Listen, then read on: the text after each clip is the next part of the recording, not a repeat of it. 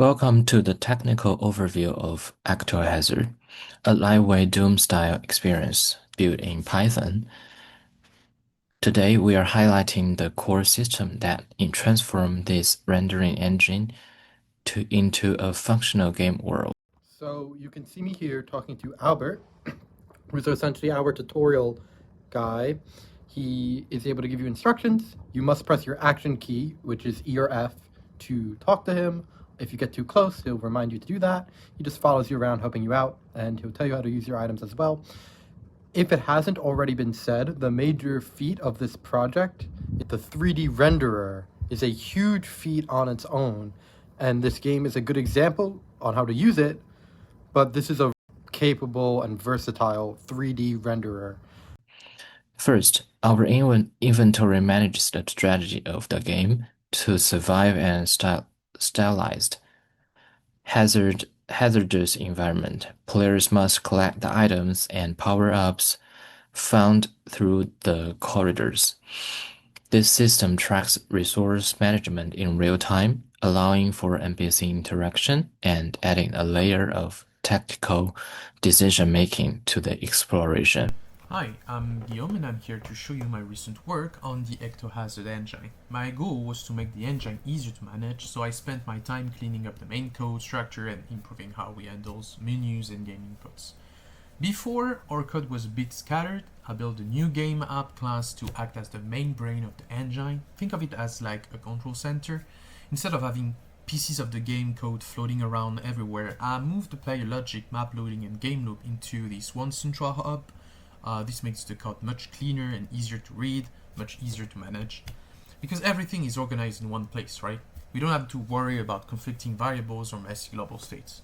I also added Pygame menu to handle our user interface, specifically the menu user interface, by using a ready-made library for buttons and menus.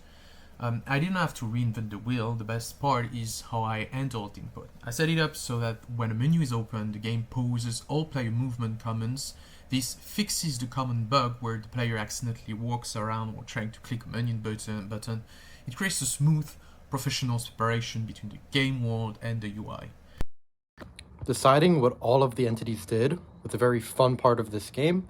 They are all saved in their own files. They all have their own stats. The entity with the eyes, he damages you if you look too closely at him. He'll shake and get bigger.